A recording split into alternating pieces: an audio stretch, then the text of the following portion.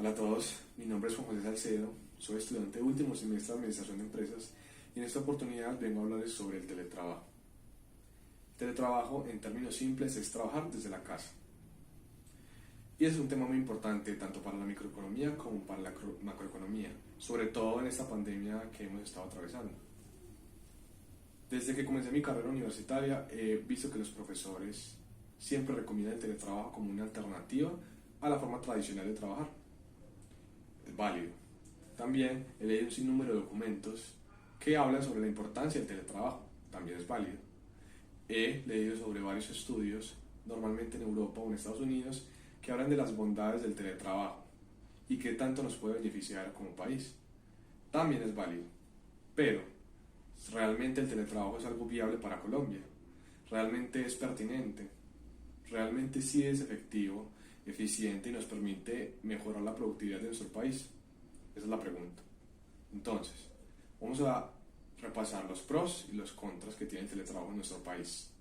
Como pros, tenemos que efectivamente disminuye los costos. ¿Por qué?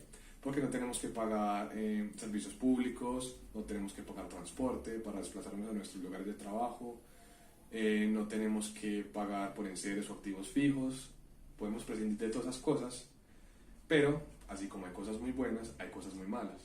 Una de las cosas más malas que tiene el teletrabajo en Colombia es el hecho de que, como no estamos acostumbrados a trabajar desde nuestras casas, sin una subordinación constante y presencial, a veces tendemos a relajarnos.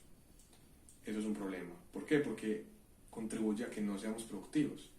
Y la productividad es uno de nuestros principales problemas de política económica. Entonces, ¿qué solución tiene esto? Un seguimiento, por ejemplo, de las personas que trabajan desde esa modalidad por objetivos, ¿cierto? Eso es uno de los problemas que puede solucionar la teoría. Pero hay otras cosas que no. Por ejemplo, llevar al trabajo a la casa puede conllevar una serie de problemas familiares, como hemos visto. Hemos visto un aumento tanto en el feminicidio como en los problemas familiares, sobre todo de abuso de estas mujeres que se ven forzadas ya a permanecer más tiempo en sus casas. Entonces, como tiene sus cosas buenas, tiene sus cosas malas. Pero hay un eje muy importante en este tema que tenemos que tocar, y es el hecho de que no todas las labores se pueden desarrollar desde la casa. Por ejemplo, un mecánico no puede arreglar un carro desde su casa.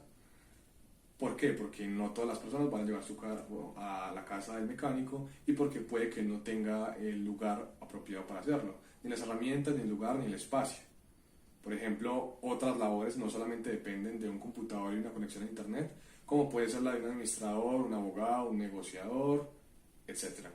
Sino que él necesita estar presencialmente.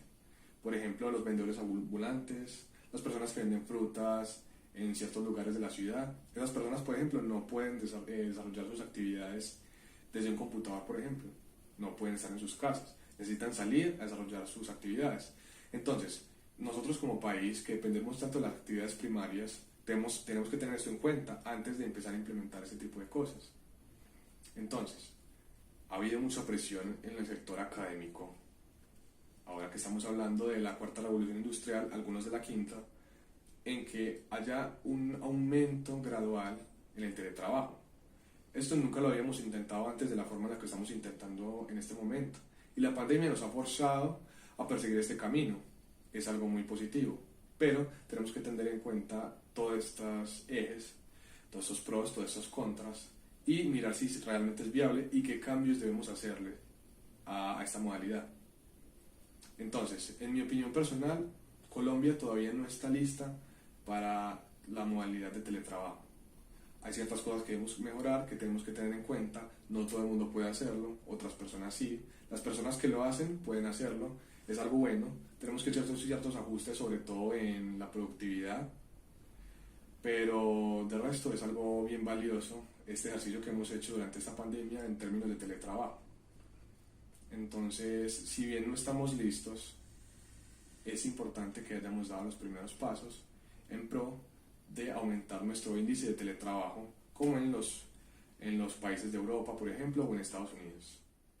Esa fue mi intervención. Muchas gracias.